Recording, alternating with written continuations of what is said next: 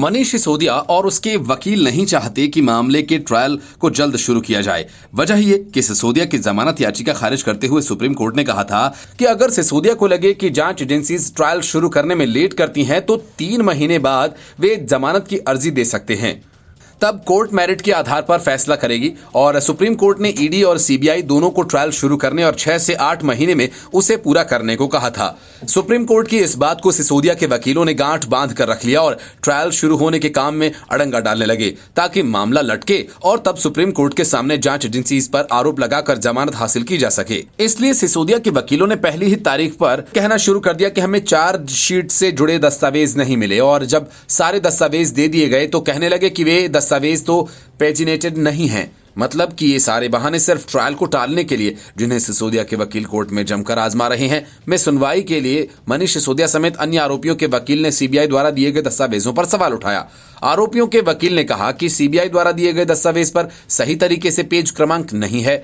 इसके जवाब में कोर्ट ने कहा कि हर तारीख पर मिसिंग दस्तावेजों को लेकर कोई ना कोई आवेदन दाखिल किया जाता है, यह सब बंद होना चाहिए। सीबीआई ने कहा कि आरोपियों के वकील की तरफ से ट्रायल में देरी की जा रही है। आरोपियों के वकील ने कहा कि हमको बिना पेजिनेशन के दस्तावेज दिए गए हैं। हजारों पेज के दस्तावेज हैं, बिना पेजिनेशन के दस्तावेज से हमको उनकी जांच करने में दिक्कत होती है।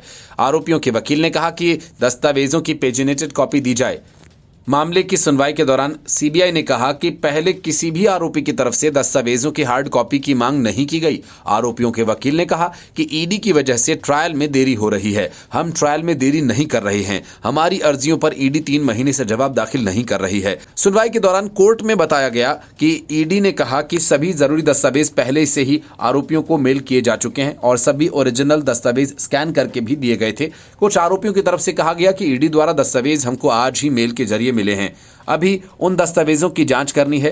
कोर्ट ने सभी आरोपियों के वकीलों को अपना ईमेल आईडी ईडी को बताने के लिए कहा है। मनीष सिसोदिया सीबीआई के साथ साथ मनी लॉन्ड्रिंग मामले में भी आरोपी हैं और दोनों मामलों में सिसोदिया और अन्य आरोपी व्यक्तियों के खिलाफ आरोप पत्र दायर किया गया है।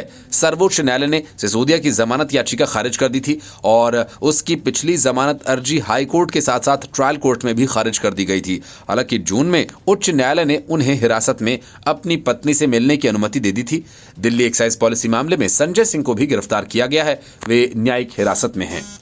Report news of India.